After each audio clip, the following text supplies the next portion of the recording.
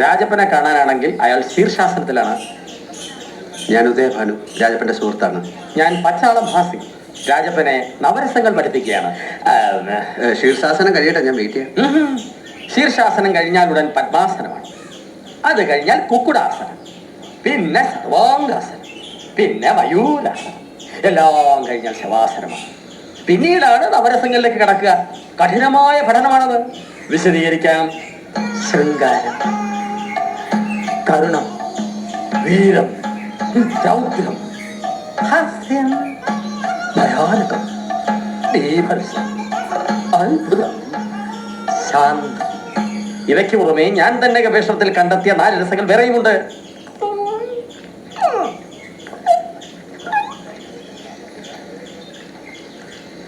പാഠമധികം, സമയം തുച്ഛം, തടസ്സങ്ങൾ അനുവദനീയമല്ല. ശത്രുവായാലും മിത്രമായാലും. പതഞ്ജലി, ഭരതമുനി, പോയിക്കൊള്ളൂ.